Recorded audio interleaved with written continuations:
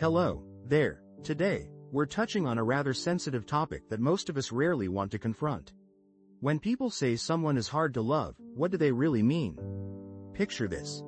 You say you want love, but when it gets close, something in you shifts. You overthink, you pull back, you question everything, and somehow, the very thing you want never seems to stay.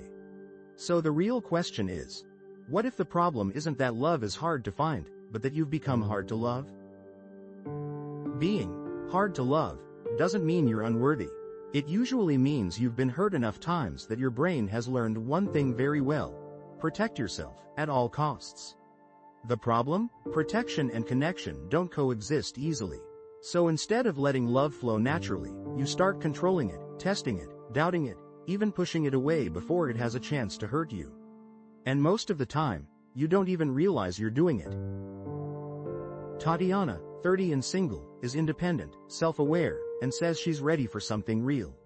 She meets someone kind, consistent, emotionally available. At first, it feels good.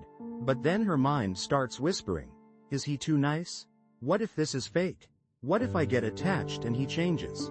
So she pulls back, just a little, replies slower, becomes less available, keeps emotional distance, not because she doesn't like him, but because she does.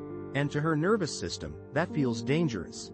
Eventually, he feels the shift, the distance, the uncertainty, and he leaves. Tatiana tells herself, see? It never works out. But deep down, she knows she never fully let it begin. Rogers, a 45-year-old divorcee, has been through it.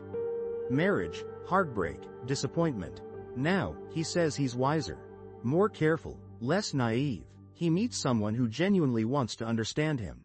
But every time things start getting deeper, he becomes guarded. He avoids certain conversations, keeps things surface level, uses humor to deflect anything emotional.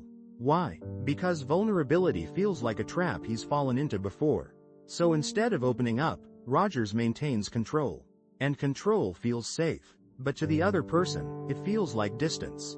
Like disinterest. Like there's a wall they can't get past. And eventually, they stop trying. Rogers calls it bad luck in love. But it's really emotional self-protection, disguised as strength. Luther, a 52-year-old bachelor, has lived most of his life alone. Built routines, found comfort in independence. He wants companionship, but only on his terms. When someone enters his life, it disrupts his world. They want time, effort, emotional presence. And to him, it starts to feel overwhelming. So he withdraws, creates space, focuses on his own life again. Not because he doesn't care, but because closeness feels like losing control of himself. And over time, a pattern forms. He meets someone, things go well, he pulls away, they leave. And he's left wondering why love never sticks. But the truth is, Luther's never learned how to stay when it does. Being hard to love is rarely about personality. It's about patterns built from pain. You overanalyze because you've been blindsided before. You pull away because closeness once led to hurt. You test people because trust doesn't come easily anymore. But here's the part most people avoid. The same behaviors that protect you are the ones pushing love away. You're not being rejected. You're being unavailable in ways that feel invisible to you, but obvious to others.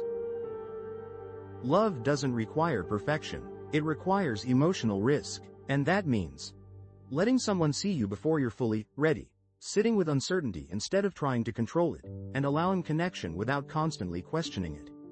Because the truth is, you don't become easy to love by fixing everything about yourself.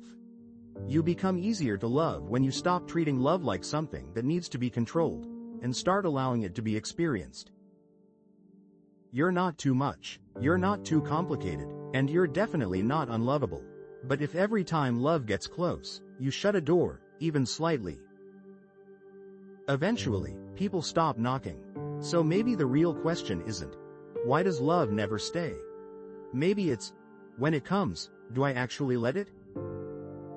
If you've enjoyed this video, kindly like, share, and subscribe for more.